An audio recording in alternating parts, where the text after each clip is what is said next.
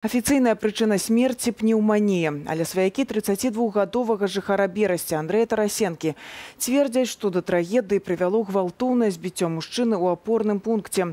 Блізкія памерлага пастанавілі спыніць маўчанне пасля таго, як убачылі на Белсаце рэпартаж аб яшчэ адным выпадку гвалту ў берасцейскім пастарунку.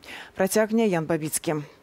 29 красавіка ў сценах гэтага шпіталю памёр 32-гадовы жыхар Берасця Андрей Тарасенко. Паводле афіцыйнай версіі прычынай смерці была пнеўманія. Сваякі Андрэя не вераць у высновы дактароў. Яны цвердзяць, што тыдзень да смерти мужчыну жорстка збілі міліцыянты. У него везде гематомы, типа по всему, вот живот и здесь вот все, вот здесь вот это полностью. Было, когда скорая приехала и сняла с него майку, там кардиограмму сердца делать хотели. Просто я была тоже опешена. Усё пачалося 23 красавіка ў гарадской міні-кавярні на Ясеневай. Адсюль Андрэя Тарасенку даставілі ў апорны пункт. Падставаю затрымання паводле міліцыі была бойка. Аднак персанал кавярні гэтага не пацвердзіў. Паводле сваякоў памерлага у апорным пункце адбылося жорсткае збіццё міліцыянтамі. Они вызвали скорую в опорный пункт.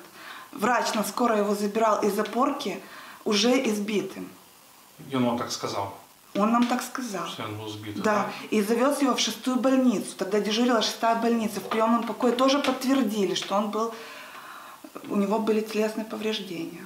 Тое, што цяпер непакоіць блізкіх памерлага, гэта высновы дактароў наконт прычынаў смерці. У гісторыі хваробы нечакана з'явілася інфармацыя, што Андрэй нібыта меў праблемы з алкагольнай залежнасцю. З анамнезу вядома, што пацыент злоўжывае алкаголем цягам года, спажывае гарэлку, п'е 1-2 тыдні запар. Апошняе спажыванне алкаголю мела месца 27 красавіка. Да гэтага піў тыдзень. Сваякі Андрэя Тарасенкі лічаць высновы дактароў здзекам і спробую схаваць праўду. Как может пить очень сильный человек, который вел бизнес, у которого 2 маленьких детей, он водил машину, ездил за рулем. У следчым камітэце па Берасцейскай вобласці паведамілі, што цяпер трывае правяранне. По предварительным выводам судебно-медицинской экспертизы, причина смерти не носит насильственный характер, а вызвана заболеванием. В рамках разбирательства изъята медицинская документация, проводятся опросы родных, соседей и знакомых мужчины для установления событий, которые предшествовали госпитализации. Также выясняются обстоятельства получения им телесных повреждений, которые были выявлены при осмотре.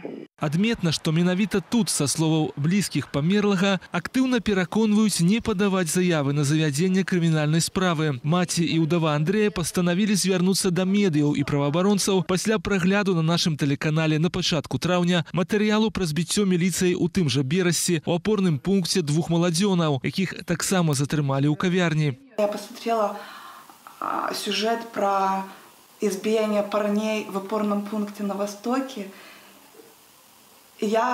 У меня как-то вся мозаика в голове сложилась. Я считаю, что умер он не от пневмонии, а именно из-за побоев. Давесці гэта цяпер збіраюцца блізкія памерлага. Асноўная мэта – прыцягнуць да адказнасці вінаватых у смерці Андрэя. У него осталось 2 маленьких деток. Как теперь жить, я не знаю. У меня, честно говоря, уже жизнь остановилась. Просто я хочу добиться правды. Я ему это обещала, стоявший перед гробом, что я доведу и разберусь, сынок. Са словаў праваабаронцаў, сваякоў Андрэя Тарасенкі можа чакаць доўгі шлях. В первую очередь, это, конечно же, обращение в органы прокуратуры и собирание доказательств того, что к человеку применялось физическое насилие в органах милиции. Это самые первые шаги, которые должны сделать родственники. Второе – это постараться найти свидетелей и зафиксировать то, что происходило в момент задержания и в каком состоянии человек находился в милиции. Пакуль у Беларусі раскрыццё такіх справаў гэта хутчэй выключэнне. Як цвердзяць праваабаронцы, цягам апошніх гадоў толькі адна справа гвалту ў месцах прымусовага ўтрымання дайшла да суда. Іншыя былі замеценыя пад дыван. Немалаважна і тое, што ахвяры міліцэйскага сваволля звяртаюцца да незалежных медыяў і праваабаронцаў даволі рэдка. Ян Бабіцкі, Белсат.